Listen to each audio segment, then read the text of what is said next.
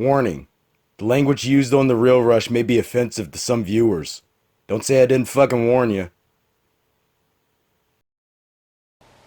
So, has anyone grown tired yet of all the seemingly endless streams of the same damn memes and copy and paste statuses and all that other Carol Exotic and Joe Baskin bullshit? I know it ain't the right names. All that other bullshit that isn't gonna matter in 6 months anyway. Huh? Y'all about ready for something new and fresh to the eyeballs? Well, guess the fuck what?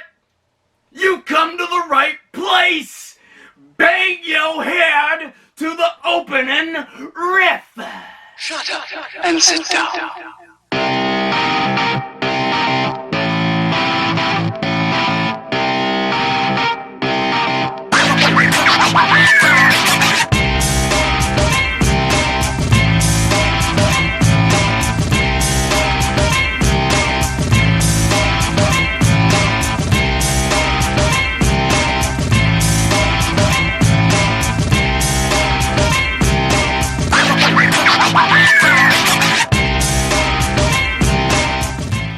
Hey, what's happening, everybody?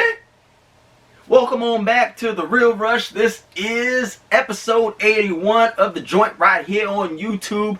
I am your boy J-Dub, hoping that this episode is finding everybody staying as safe and as healthy as y'all possibly can be. And if you ain't, then hopefully this episode is finding you on your road to recovery. I feel like I'm about to go down that Joel Osteen path here, y'all. I hope that this ever-loving, ever-glorious, ever-soothing episode of The Real Rush finds you on your blessed road to recovery. Glory be. Yes, sirs. Yes, ma'am. Yo.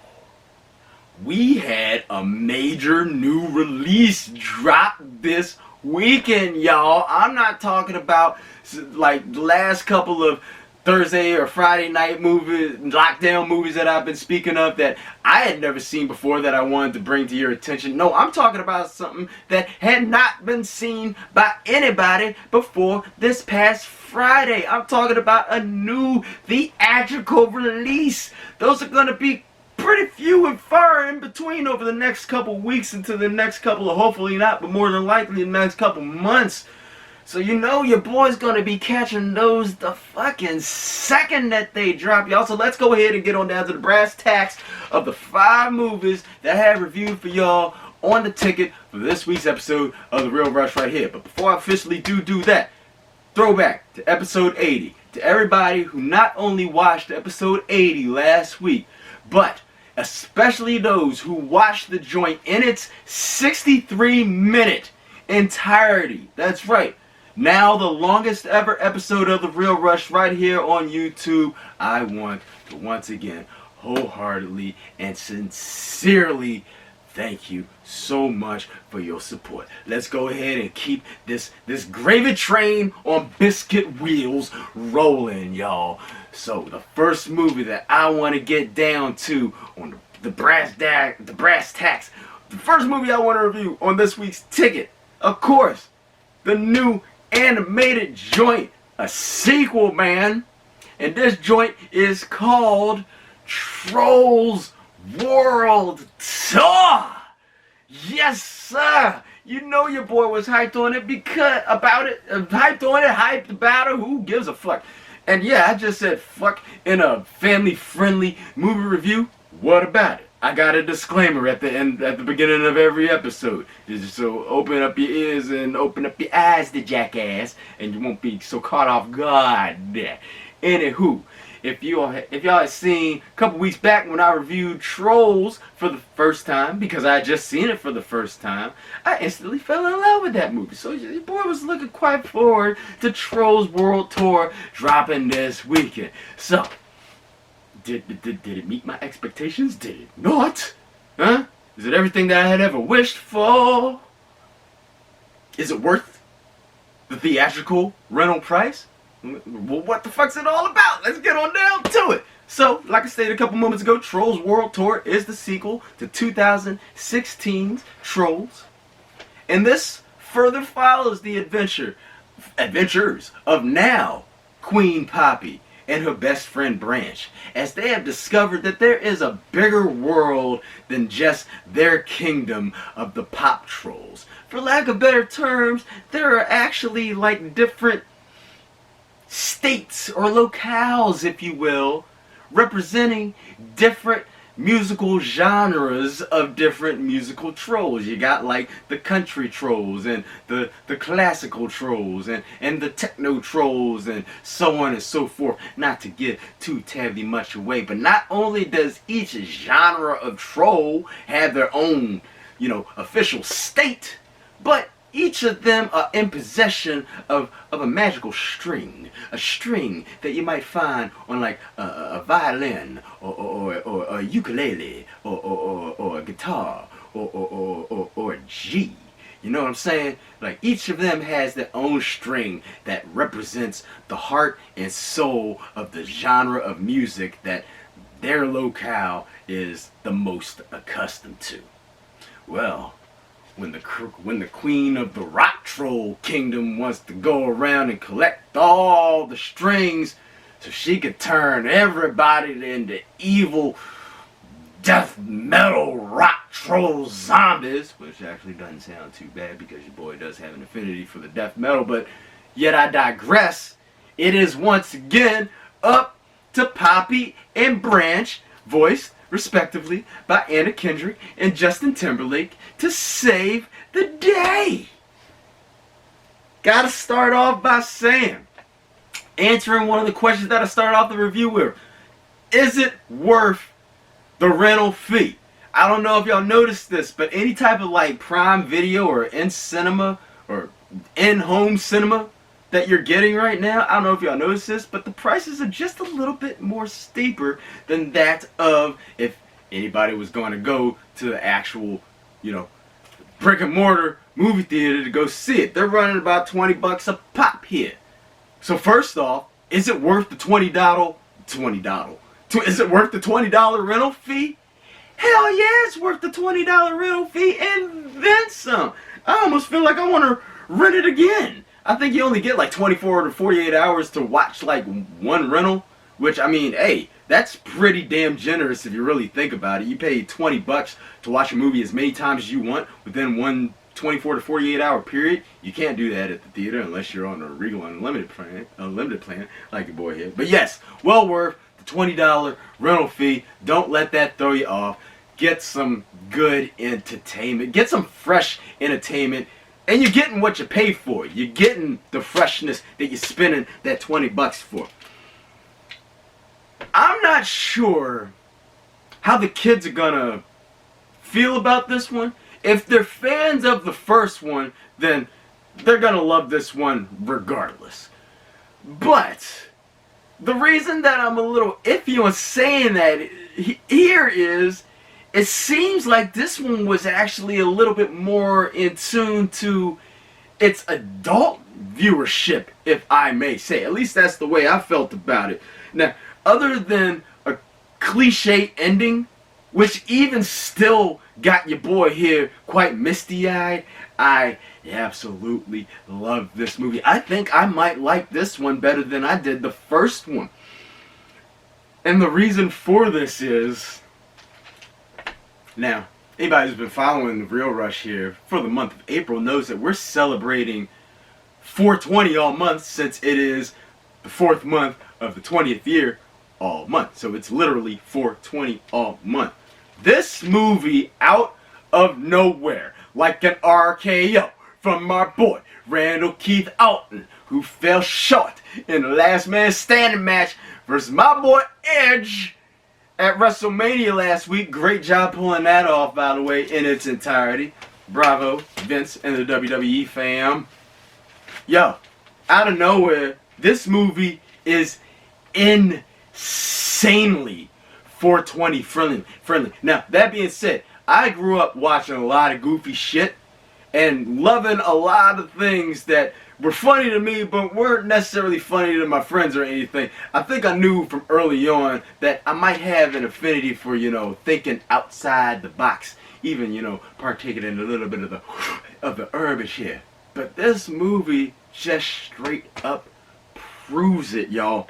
It's hilarious beyond like most, for lack of a better term, kid movies that I've seen in recent years. But not only that, it's even mind-blowing and even a little dark and a little edgy at times for being considered a kid's movie. But don't let that fool you, y'all, because there's enough goofy shit going on in this movie to not only have mom and dad laughing at the joint, but the kiddies are definitely going to be enjoying this one as well. Like I said, spend that $20, get you something fresh, get you something that has been talked about a million times over on social media over and over and over again already. I'm telling you right now that this is the freshness that y'all need right here. This is not just for kids. I cannot stress this enough. This is for everybody. And to all my peoples out there, like your boy, who has no children's of their own, I kind of wish that I had saved this for 420. But to keep y'all, up to date on all the new movies and whatnot, I went ahead and not got it out of the way, but, viewed it on the first night, just like we would have if it had still dropped in theaters. But I'm telling you, 420%, y'all. You ain't got no kids, and you looking to do some chilling on the actual holiday of 420 itself coming next Monday, put Trolls World Tour on your list and thank your boy later. Trolls World Tour, y'all, playing on, it's definitely streaming from Amazon Prime Video, on demand it, stream it, rent it, wherever, by any means necessary. Malcolm X, be entertained, y'all. Have fun. Next up on this episode's Real Rush Ticket, we get into a movie that was actually supposed to be on the ticket for season 2, but it had a very brief theatrical run. I'm talking about like Hoyt's had it for all of maybe a week. Like, it was not, I didn't find any showtimes for this movie the prior weekend, and by the time that I found out that it was playing in theaters, it was already gone. Like, I don't know what the hell happened to the theatrical run of this movie, and it's a damn shame too. But the movie that I'm talking about, and I guess you could kind of call this a makeup movie. This movie is called The Tomorrow Man. And maybe it was kind of ironic that we didn't see this until now, because the plot for this movie seems very timely for what's going on right now, and this is why right here. So, The Tomorrow Man follows John Lithgow as a man named Ed. He's a doomsday prepper, and he falls in love with Ronnie as a woman who more or less lives in the past, and their romance buds off of something that most would think of, well, this is an improbable romance that would most likely never happen in real life. But then again, the whole scenario of this movie is something that a lot of people would say would more than likely not happen in real life. So because of that, this joint did not get the best reviews when it came out, and that may explain its very brief theatrical run here. And like I said just a moment ago, that is a damn shame, because I got to tell you, this is definitely a love story for these times. I can't stress that enough either. I actually feel, now let's get back to that part where one viewer did call, like, not just the romance itself that happens in the movie, but the movie itself improbable. I feel like it's actually realer than most people are willing to give it credit for.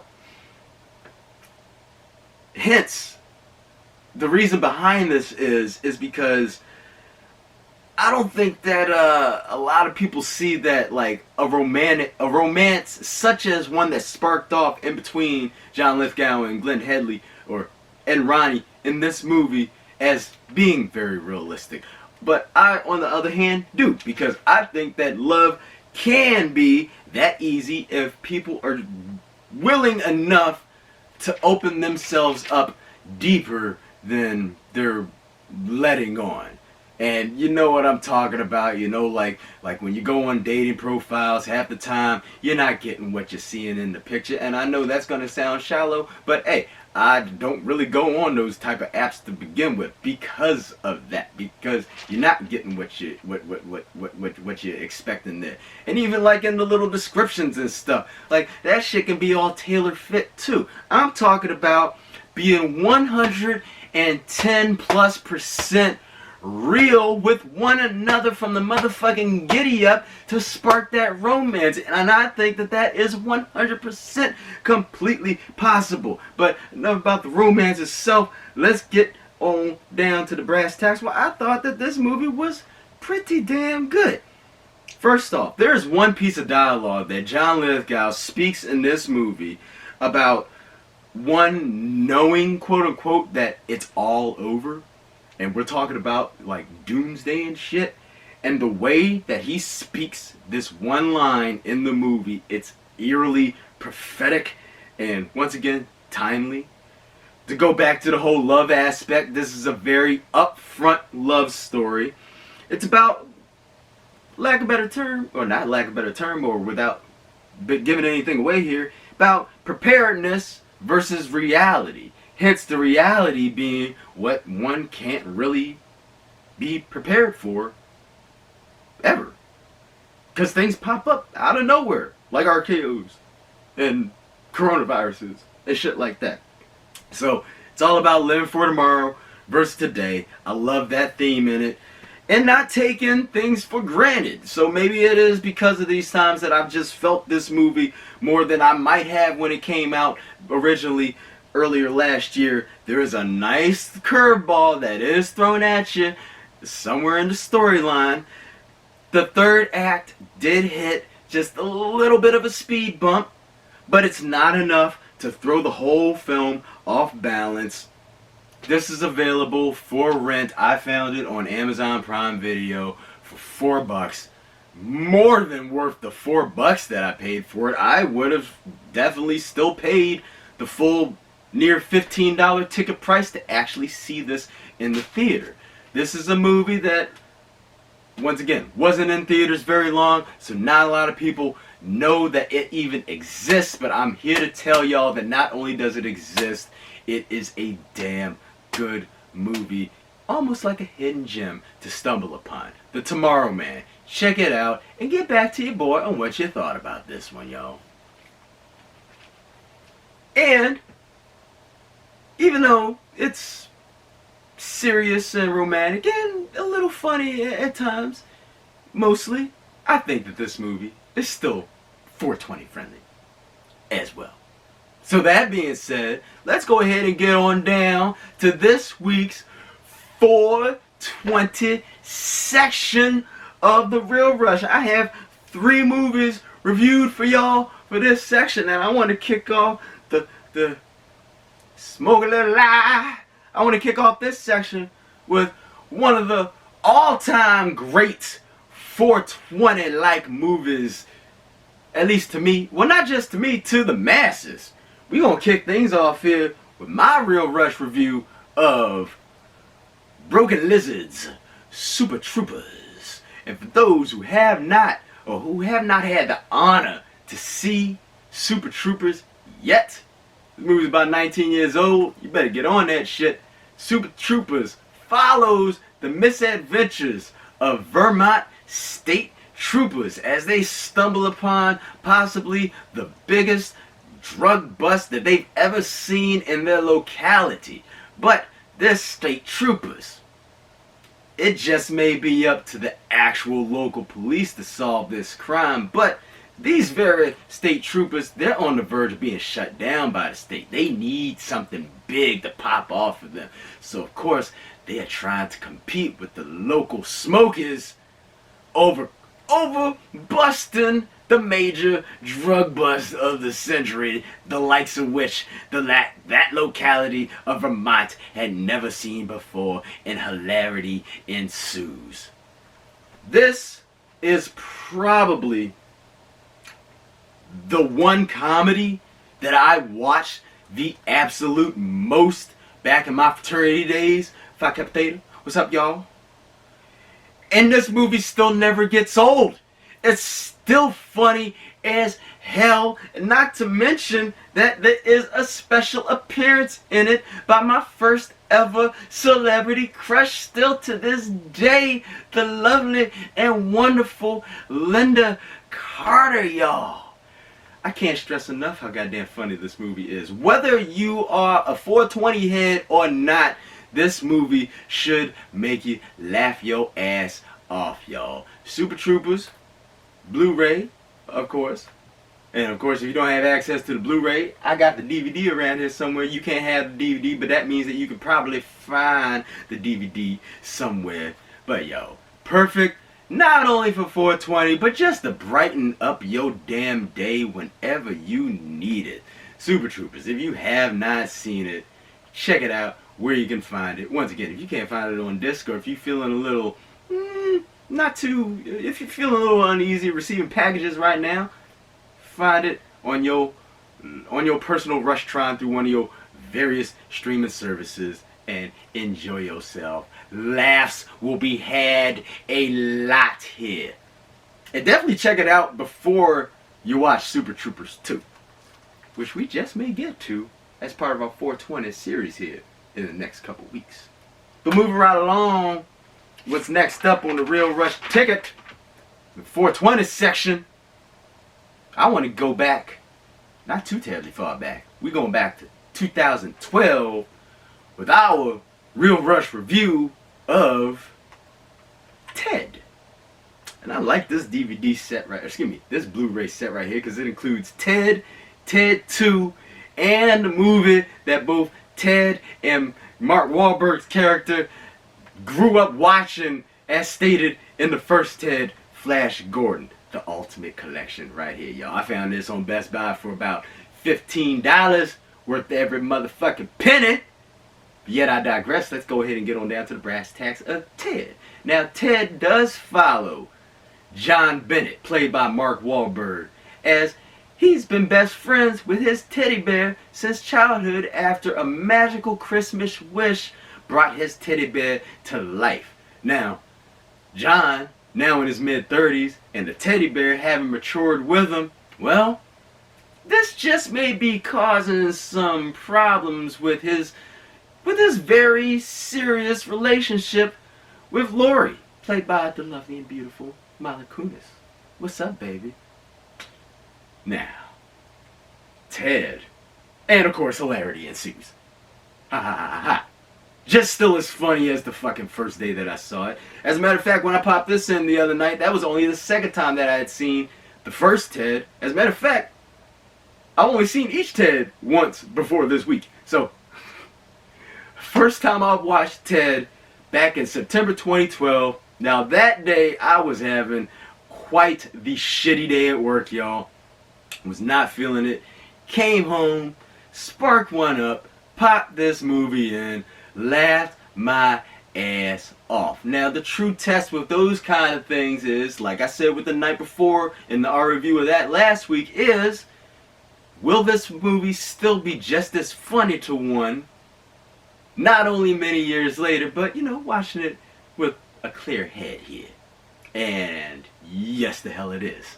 To those who haven't seen it, have you watched an episode of Family Guy or American Dad or anything else that Seth MacFarlane has ever done? Okay, well then this movie, well, if you enjoyed that shit, then this movie is for you. This is pretty much, this is pretty much a live action Seth MacFarlane movie that just happens to be almost 2 hours long, with some fantasy elements in there, even a little bit of dark elements in there. But if you were to take a Seth MacFarlane cartoon and stretch it out to almost 2 hours and make the damn thing live action, this is exactly what the hell you would get. Hence, some may not, if you're not in tune to the whole Family Guy or American Dad or even Ted humor, Seth MacFarlane does have his own type or brand of humor. Hence, he has his own fucked up sense of humor. So, if you are a fan of Seth MacFarlane's fucked up brand of humor, Ted is definitely for you. And if it ain't, maybe the tides have turned with everything that's going on. You know, open your horizons when it does come to humor. You know, get a couple other tastes on your palate. But overall, still to this day, I love the hell out of Ted, and that is still something just like Super Troopers. You have, regardless if you're having a bad day or not, if you're just looking for something to brighten your day or make it even more bright, then go ahead and pop in Ted. As a matter of fact, you can pop in both these motherfuckers, have a great time. And if you are somebody who is celebrating 420, then that is why we are reviewing these two, about to be 3 movies right here, right now. So Ted, if you haven't seen it, definitely check it out, y'all, and get your laugh on. Now, of course, I'd be quite remiss in reviewing only Ted and not reviewing the movie that just may have inspired Ted to begin with, and that movie would be, nevertheless, Flash Gordon, y'all. Now, when I first saw Flash Gordon, it was 1997, going into 1998. Your boy was writing his first ever major movie script that I ended up trying to rewrite, still to this day rewriting just a tad. I haven't touched it in a couple years here, but I ended up doing a massive rewrite on it after it turned out that the damn thing was going to be way too similar to another movie that was about to come out right around that time called The Faculty by my boy Robert Rodriguez. That got your boy quite heated back in the day. Yet I digress. Hence, when I was writing the first draft of that script, Flash Gordon just happened to be on TBS or TNT or something after the ball dropped. And I remember hearing it and the Queen theme playing. Never had seen this movie before, never even knew that a Flash Gordon movie existed up to this point. Queen starts singing, Flash, and as I'm typing a script, I would turn around and say, what the fuck is this? So I didn't exactly, like turn my full attention to the movie, so I wasn't paying 100%, but every time I turned back to the movie, I kept thinking, this has got to be the worst movie your boy has ever seen in his fucking life. Now that was back early 1998. Since your boy has not only sat down and watched Flash Gordon in its entirety, but your boy sat down and watched it on Blu-ray for the first time a couple nights ago, and I got to tell you, not only has this movie grown on me, kind of like that cult following that this movie already has, but I can definitely tell you that it may not have looked that great at the time, but if you look back on it and you watch this movie with 2020 eyes, with hindsight, 2020, this movie actually plays quite well for that of a first-time viewer who doesn't know,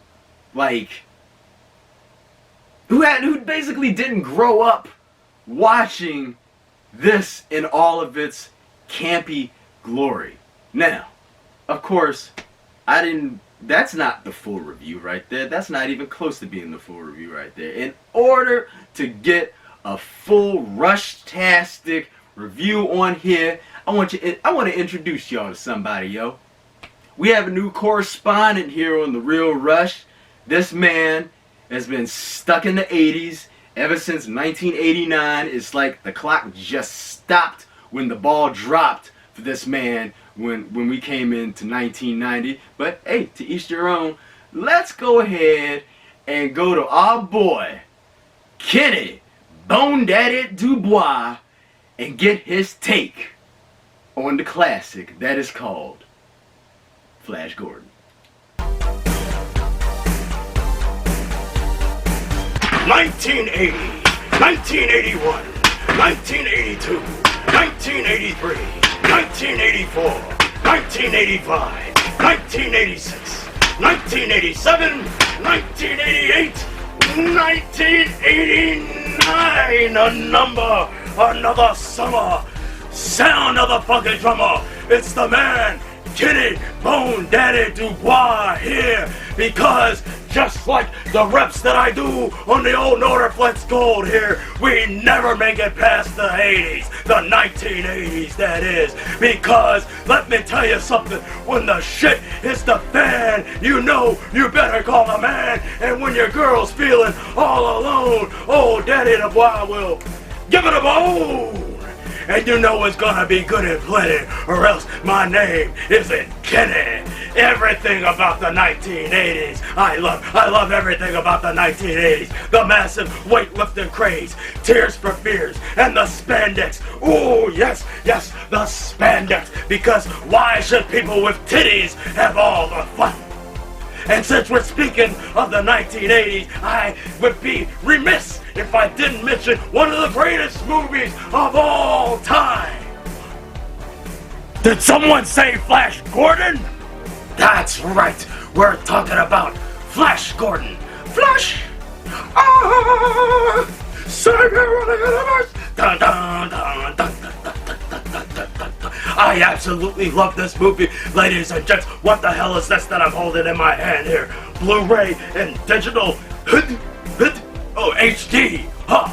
Well, this doesn't exist back here in the 80s. I only watch my movies on the highest quality laser disc that you gotta switch and flip the disc 77 times. Or if I can't find that because I've already blown too much money on my massive cocaine and steroid habit, then I'll pop in the VHS. But that's enough of the technicality. Let's get down to the movie of Flash Gordon right here. Flash Gordon is based off of the classic King Features comic strip and stars the awesome, ultimately awesome tubular radical Sam J. Jones as the hero to all mankind, the savior to all humanity, New York Jets quarterback Flash Gordon. Now yes, he is a quarterback for the New York Jets. As everybody knows, I'm a Giants fan, but we'll let that pass, we'll let that slip just in favor of this movie. Now it is up to good old Flash Gordon to save the world from destruction and certain apocalypse at the hands of the evil Ming the Merciless, played by Max von Sydow. Max von Sydow absolutely kills it in this movie, ladies and gents. One might look back on this movie and say that this has got to be one of the worst movies made in the history of anything ever. But your boy Bone Daddy DuBois here begs to differ. You see, everything that is classic about this movie makes the appreciation for that movie all the more grand. Just because it's retro doesn't mean it's not classic, and just because it's not classic doesn't mean it's not brand new. Just as sure as I was in the theater when this dropped, December of 1980, all that previous summer of 1980, every single time they played the preview and it got to the end of the preview and it said music by Queen, myself, and everybody else in attendance in the theater at the time let out a collective, oh my god, holy shit, with a feeling that left us flying blind on a rocket cycle, much like the movie itself. This movie's got it all. It's got the action. It's got the girl, Melody Anderson. I have your poster, posted, taped, scotch taped, up on my ceiling right above my bed so I can make sure that I give myself good dreams at night. This movie has it all. One might look back on it and say that it looks like the sets and the costumes and everything were made out of somebody's basement, that some 5-year-old kindergarten might have drew them with their left hand. But again, your boy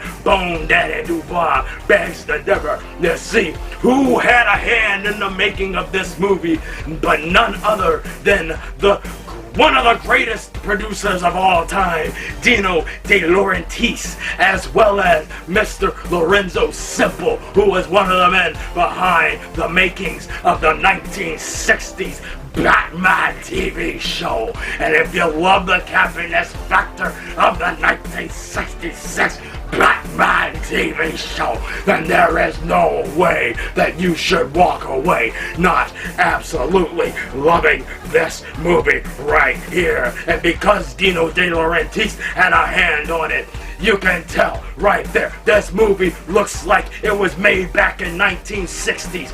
In 1960, it looked like it had that grand, epic CinemaScope scale that he was going to try to bring back the old school factor of not only the comic strip itself, but tie that together with what Lorenzo Simple did with Batman and put those campiness together, and you have one great bit of cheesy classic art here, ladies and gents. There's nothing I love to do more on a Saturday night after I get finished burning through my reps than to pop in the laser disc of Flash Gordon, do about 8 lines, and have myself a great time. I would show you the laser disc right now, but it's currently being on heavy rotation in my laser disc player, which automatically flips itself because sometimes I just don't have the energy after doing all this workout. But for everybody who's not down with the nose candy, this movie is definitely 420 friendly, which makes all the campy sets and the cheap costume and what one might call bad acting just all the more better. Campy as fuck. I can't say that enough. Ladies and gents, this has been your man, Kenny Bone Daddy DuBois. I gotta finish getting my exercise in. I'm meeting Junkyard Dog, Andre the Giant, Brutus the Barber Beefcake, and Hulk Hogan in a fatal 5-way match next weekend in Madison Square Garden for the WWF Unified WCW, NWA, NWO, USWA, AWA, CWA, Southpaw Regional Wrestling Unified Undisputed Championship. We're gonna do the 5-way dance in a 6-sided ring of fire. And then after I'm done with my workout, what else better to do than to go upstairs, put Flash Gordon in, make myself a nice tall cup of orange slice, and do some more cocaine.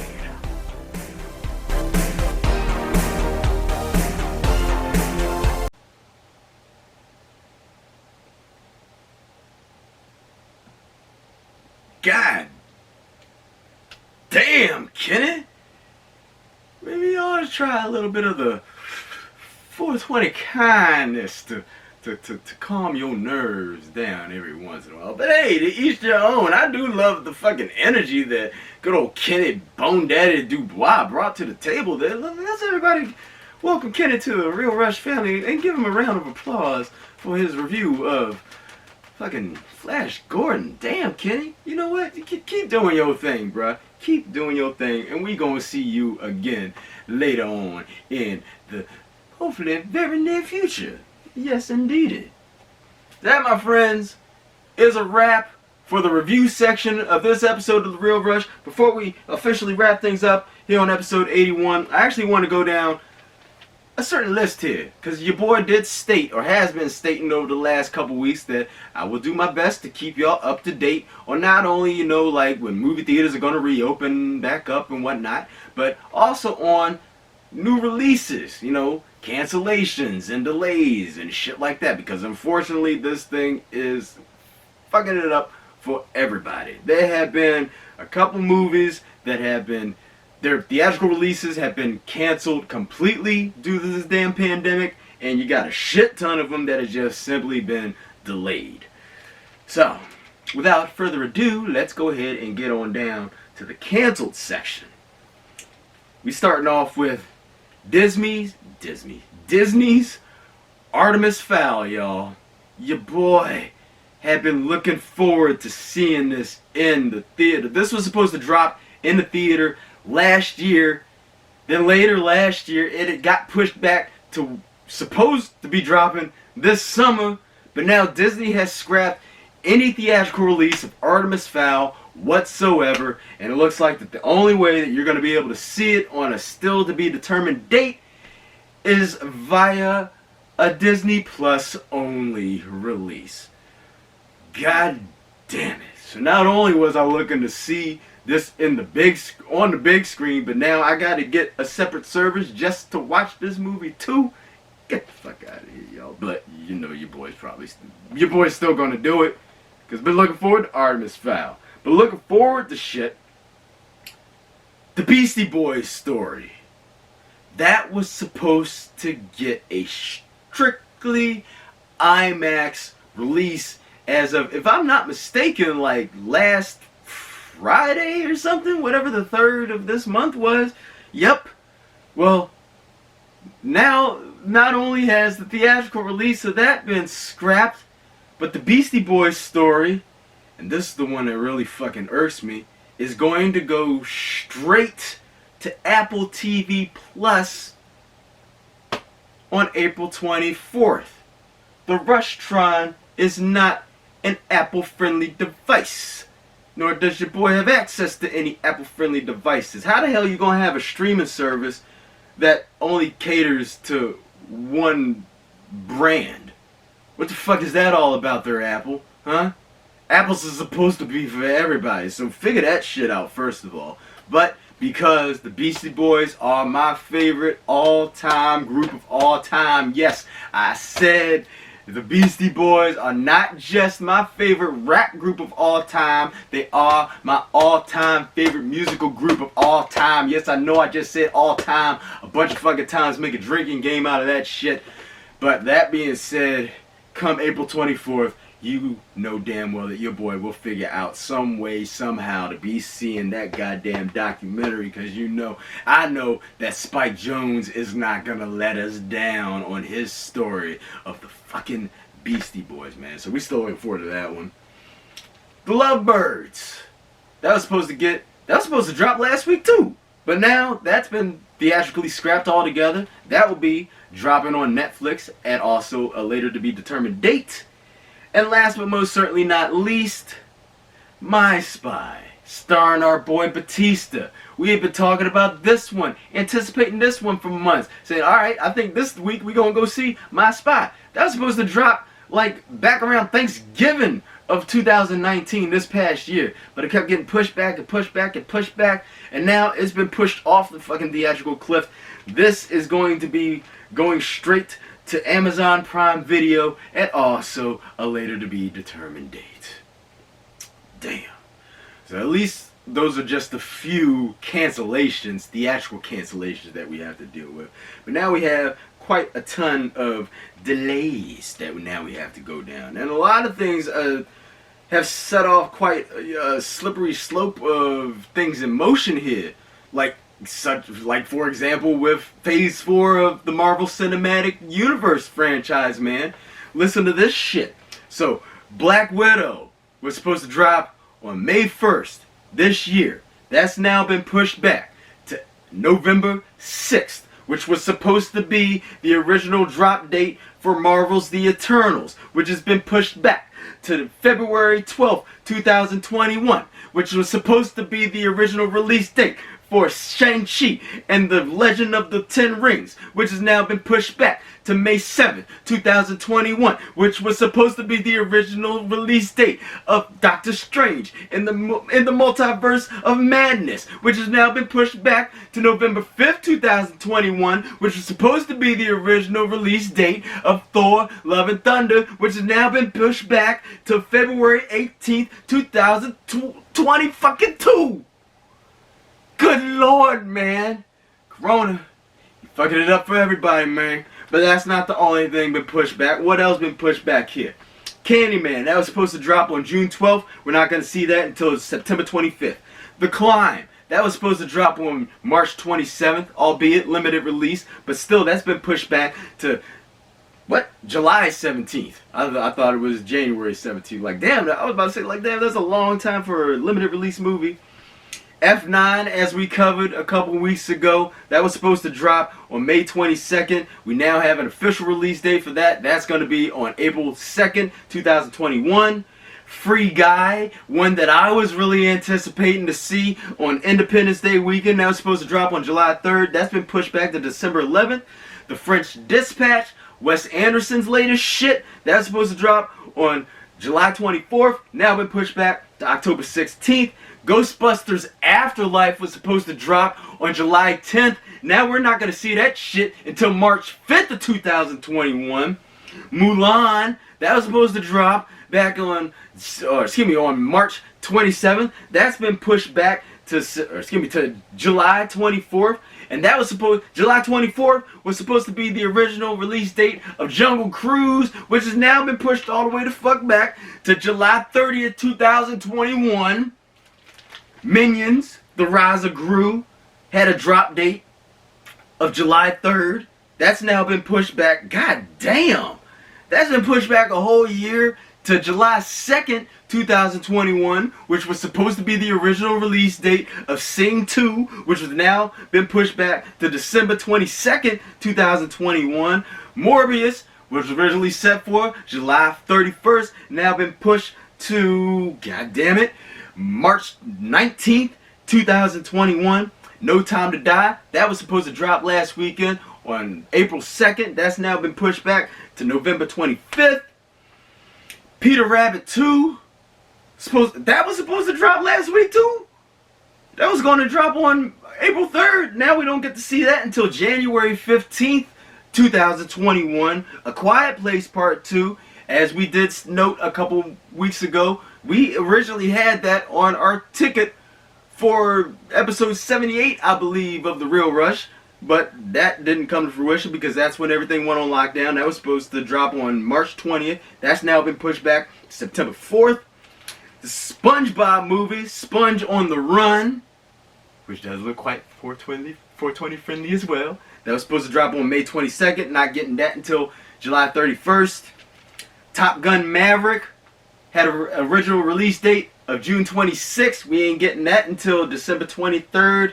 And last but most certainly not least, y'all, one of your boys' most anticipated movies of 2020, Wonder Woman 1984, which was supposed to drop just a couple months, really just a couple weeks, June 5th. Now that's been pushed back to April 14th. Excuse me, August 14th. Not that goddamn long. August 14th, not April 14th. So at least we still gonna get that this year. So let's hope that the fucking bell curve of this thing dies down by that point so we can start reopening the theaters. Not just for the sake of these movies being released, y'all, but to all my fellow peeps at Hoyts and the Angelica and the Airbus and Cinema Arts and AMC Potomac Mills and all the Regal theaters that I've gone to. These people got to get back to work, y'all. But I understand, everybody understands that we all got to do our part to make this thing a reality if we do want to get back to the fucking theaters this summer. Because I do want to get back to the theaters this summer. So that means that you got to stay your stinking ass at home. Then stay your stinking ass at home and don't do anything that your boy wouldn't do, which is usually, there's not a lot on that list.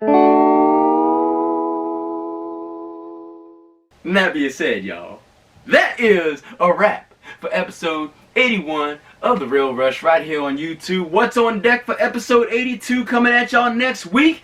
It's going to be our Mega 420 special.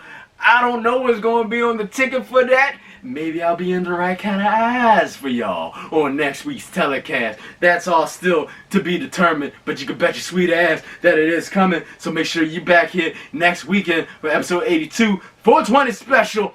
of The Real Rush right here on YouTube. But in the meantime, as always, if you have any questions, comments, concerns, any shit like that, feel free to type those on into the YouTube page where you're viewing this week's episode right here, right now. To everybody who has subscribed to The Real Rush here on YouTube, thank you so much for having done so. If you haven't, what the fuck are you waiting for? You want to be the first to know when your boy drops a new episode? Don't forget, the world does still need love these days, ladies and gents, even though we can't be physically all hugging and touching up on each other. But hey, when you're doing that Zoom call with your buddies or whatnot, spread the word of The Real Rush the same way that you're still spreading love these days. All you gotta do is just say, hey, here's The Real Rush. Check it out. Here's the link. You can do that shit over like Zoom video and WebEx and stuff. You know, type that in and have it pop up in the little dialog box and then you click on it. Ooh, what's this? And then up comes my smiling ass. There you go. The Real Rush. Share, y'all. Sharing is caring. And thank y'all for caring about The Real Rush. And by the same token, it's not just replay value.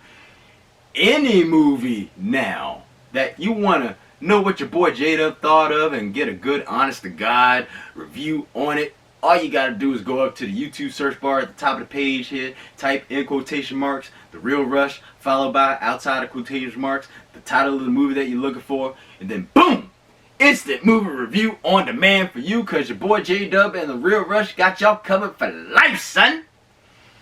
And as always, you can follow your boy on Instagram for my live movie check-ins and further updates as they occur. And you can follow your boy at JDub Champion, hashtag The Real Rush.